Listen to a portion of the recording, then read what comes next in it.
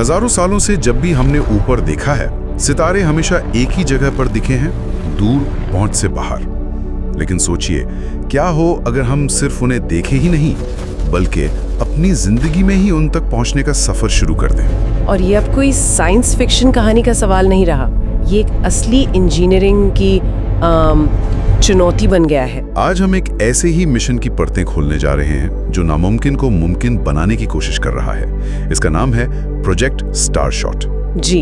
Idea बहुत हिम्मत वाला है। छोटे छोटे मतलब नैनो साइज के स्पेसशिप बनाए जाएं और उन्हें हमारे सबसे करीबी तारे अल्फा सेंटोरी तक भेजा जाए। और सफर का समय 30,000 साल नहीं, सिर्फ 20 साल। बिल्कुल। तो आज हमारे पास इस प्रोजेक्ट से जुड़े जो दस्तावेज हैं, हम उन्हीं में घुसकर देखेंगे कि आखिर ये सब होगा कैसे। अच्छा। और यहाँ सबसे दिलचस्प बात ये है कि अगर ये मिशन कामयाब हो गया तो ये इंसानी इतिहास का पहला इंटरस्टेलर मिशन होगा। ये अब तक बनाया गया सबसे तेज ऑब्जेक्ट होगा और हमारे सोलर सिस्टम के बाहर हमारा पहला ठोस कदम। चलिए तो फिर यहीं से शुरू करते हैं। आखिर अल्फा सेंटोरी ही क्यों? आसमान में तो अरबों तारे हैं, तो फिर यही मंजिल क्यों चुनी गई? किसी भी सफर के लिए सबसे पहली चीज एक मंजिल होती है ना? हाँ। अल्फा सेंटोरी हमारे सबसे पड़ोस का तारामंडल है, हमसे 4.37 प्रकाश वर्ष दूर है। अब ये सुनने में शायद बहुत ज्यादा ना लगे, लेकिन ये दूरी करीबन 40 लाख करोड़ किलोमीटर है। 40 लाख करोड़। और ये सिर्फ एक तारा नहीं है, सही कहा ना मैंने, ये एक पूरा सिस्टम है। बिल्कुल, ये 3 तारों का एक सिस्टम है, Alpha Centauri A, Alpha Centauri B और एक छोटा लाल बौना तारा प्रोक्सिमा सेंटोरी। और असली दिलचस्पी की वजह? यही तीसरा तारा है। इसके चारों ओर एक ग्रह चक्कर लगा रहा है, प्रोक्सिमा बी। एक मिनट, प्रोक्सिमा बी के बारे में इतना खास क्या है? जब भी इंटरस्टेलर यात्रा की बात होती है, इसका जिक्र जरूर आता है। क्या ये सिर्फ आकार में पृथ्वी जैसा है या हमें कुछ और भी पता है? ये एक बहुत अच्छा सवाल है। देखिए, पृथ्वी जैसा एक बहुत बड़ा शब्द है। हमें ये पता है कि ये एक चट्टानी ग्रह है और ये अपने तारे से ठीक उतनी दूरी पर है जिसे गोल्डीलॉक्स जोन कहते हैं। मतलब हैबिटेबल जोन? जी, मतलब ये न तो बहुत गर्म है और न ही बहुत ठंडा। यहाँ सतह पर पानी तरल अवस्था में मौजूद हो सकता है। और जहाँ पानी है वहाँ जीवन की संभावना अपने आप बन जाती है। ठीक यही बात है। ये हमारे सोलर सिस्टम के बाहर वो सबसे करीबी जगह है जहाँ जीवन के लिए सही परिस्थितियाँ हो सकती हैं। तो अगर हमें कहीं जाना ही है तो शुरुआत करने के लिए इससे बेहतर कोई और जगह हो ही नहीं सकती। ठीक है, तो मंजिल तय हो गई, लेकिन अब आती है सबसे बड़ी दीवार, रफ्तार की। जैसा आपने कहा 4.37 प्रकाश वर्ष। अगर हम अपने अब तक के सबसे तेज स्पेसशिप जैसे वॉयेजर 1 को भी वहां भेजते तो उसे पहुंचने में 70,000 साल से ज्यादा लग जाते। यहीं आकर तो ये सपना हमेशा टूट जाता है ना? हमेशा। यही तो भौतिकी की सबसे बड़ी सीमा रही है। मौजूदा रॉकेट तकनीक जो केमिकल फ्यूल पर चलती हैं, वो इंटरस्टेलर यात्रा के लिए बिल्कुल नाकाफी है। ये तो ऐसा है जैसे साइकिल से दुनिया का चक्कर लगाने की कोशिश करना। आप कर तो सकते हैं, पर उसमें जिंदगी गुजर जाएगी। और यहीं पर प्रोजेक्ट स्टारशॉट एक ऐसा आइडिया लेकर आता है जो सोचने का तरीका ही बदल देता है। वो पूछते हैं, क्या हो अगर स्पेसशिप में ईंधन हो ही ना? क्या हो अगर हम उसे रोशनी से धक्का दें? और यही इस पूरे प्रोजेक्ट की आत्मा है। ये आइडिया प्रोपल्शन यानी किसी चीज को आगे बढ़ाने के तरीके को पूरी तरह बदल देता है। अब तक हम ब्रूट फोर्स मतलब जबरदस्त धमाके करके रॉकेट को आगे धकेलते आए हैं। ये एक नया तरीका है जिसे डायरेक्टेड एनर्जी कहते हैं। ये ताकत से ज्यादा बारीकी और चतुराई का खेल है। मतलब रोशनी में भी एक तरह का बल होता है। ये सुनने में थोड़ा अजीब लगता है। एक तरह से हाँ। सोचिए, अगर आप पर लाखों पिंग पोंग गेंदें एक साथ फेंकी जाए, एक गेंद से कुछ नहीं होगा, लेकिन लाखों गेंदों का लगातार प्रहार आपको पीछे धकेल देगा। अच्छा। प्रकाश भी फोटॉन नाम के कणों से बना है। जब ये अरबों खरबों फोटॉन किसी सतह से टकराते हैं तो वे एक बहुत छोटा लेकिन लगातार धक्का देते हैं। इसे रेडिएशन प्रेशर कहते हैं। और स्टारशॉट इसी छोटे से धक्के को इस्तेमाल करने की योजना बना रहा है। बिल्कुल। उनका आइडिया है स्टारशिप नाम का एक छोटा सा स्पेसशिप बनाना जो एक बहुत पतली, हल्की और चमकीली चादर से जुड़ा हो। इसे कहते हैं लाइट सेल। लाइट सेल एक तरह की पाल जैसे नाव में होती है जी। लेकिन ये हवा की जगह रोशनी को पकड़ेगी। और इस पाल पर रोशनी कौन डालेगा? पृथ्वी पर बना एक बहुत विशाल लेजर सिस्टम। ये कोई आम लेजर नहीं होगा, ये कई किलोमीटर के दायरे में फैला एक लेजर एरे होगा जो अपनी सारी ताकत को एक साथ इस लाइट सेल पर फोकस करेगा। कुछ मिनटों के जोरदार लेजर प्रहार से ये लाइट सेल और उससे जुड़ा स्टारशिप प्रकाश की गति के 20% तक पहुंच जाएगा। प्रकाश की गति का 20%, ये हुआ लगभग 60,000 किलोमीटर प्रति सेकंड। जी। इस रफ्तार का अंदाजा लगाना भी मुश्किल है।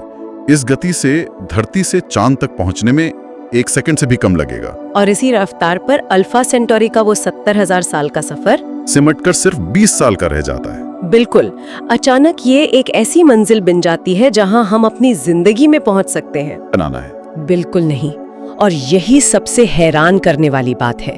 हमें भौतिकी के कोई नए नियम नहीं बनाने हैं। चुनौती इंजीनियरिंग की है, एक ऐसी इंजीनियरिंग जो आज से पहले कभी नहीं की गई। यह विज्ञान से ज्यादा इंसान की इच्छा शक्ति और इंजीनियरिंग का इम्तिहान है। तो जरा इन स्टार चिप्स के बारे में और बताइए। जब हम स्पेसशिप सोचते हैं तो मन में एक बड़ी सी मशीन की तस्वीर आती है, पर यहाँ ऐसा नहीं है। बिल्कुल नहीं। हर स्टार चिप का आकार एक डाक टिकट जितना होगा और वजन सिर्फ कुछ ग्राम। यह स्मार्टफोन की चिप जैसा होगा, लेकिन इस नन्ही सी चिप में कैमरा, पावर सोर्स, नेविगेशन और कम्युनिकेशन के लिए लेजर, सब कुछ लगा होगा। यह नैनो टेक्नोलॉजी का एक जीता जागता उदाहरण होगा। और योजना सिर्फ एक चिप भेजने की नहीं है। नहीं, योजना है ऐसे हजारों, शायद लाखों चिप्स का एक झुंड एक साथ लॉन्च करने की। लाखों?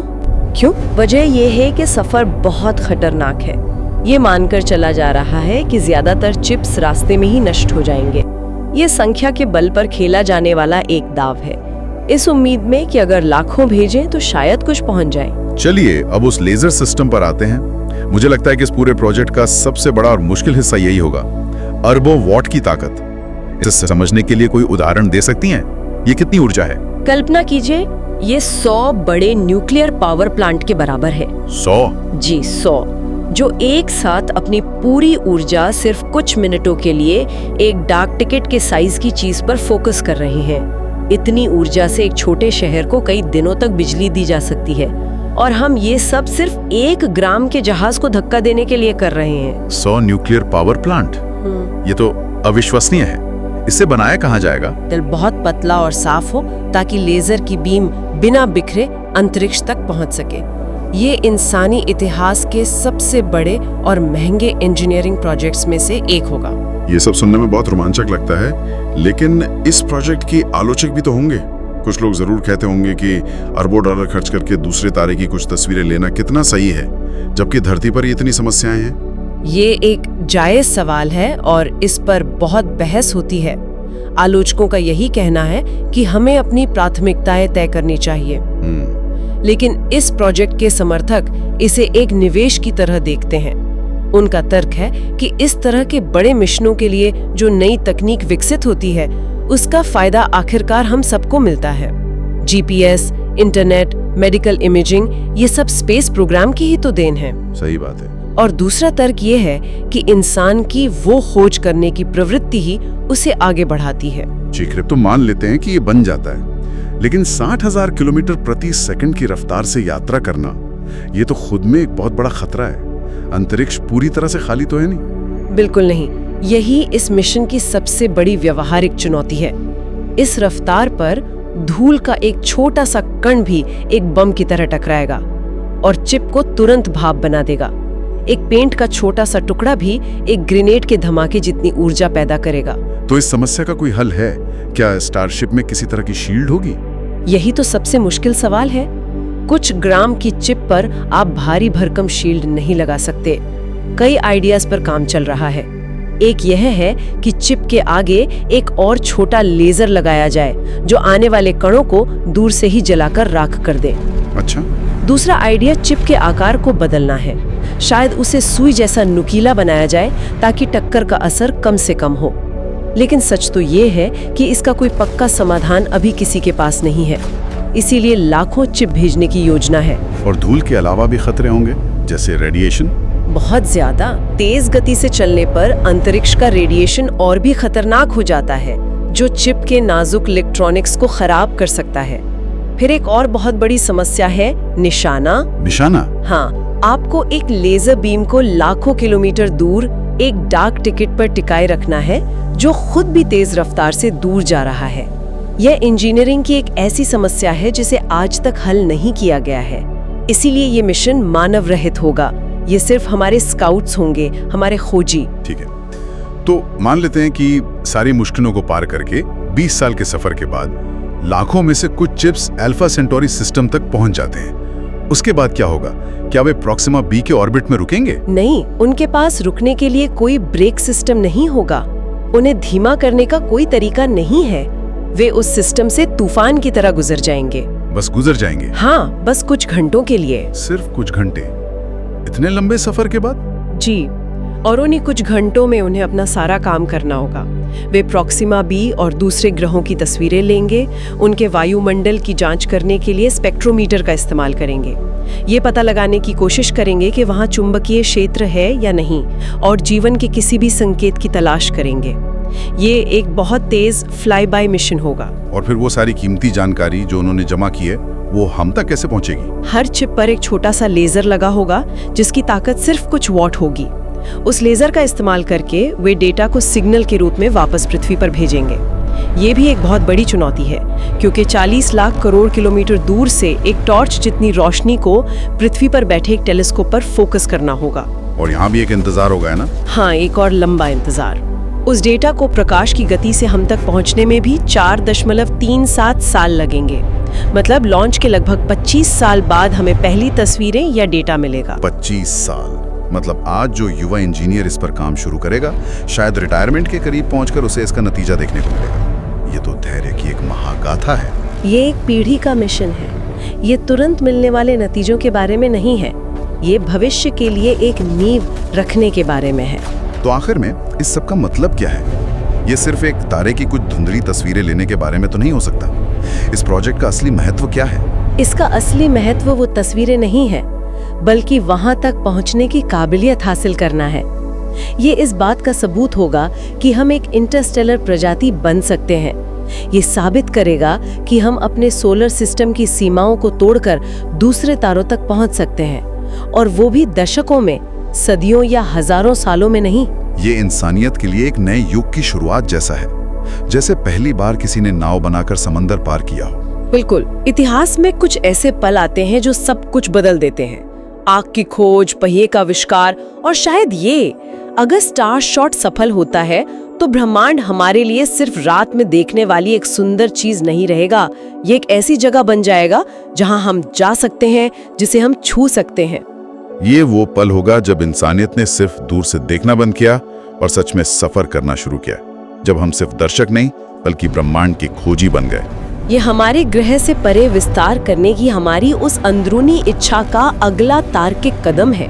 तो अब सवाल ये नहीं है कि क्या हम कभी दूसरे तारों तक पहुंच सकते हैं, बल्कि अब सवाल ये है कि हम लॉन्च कब करेंगे।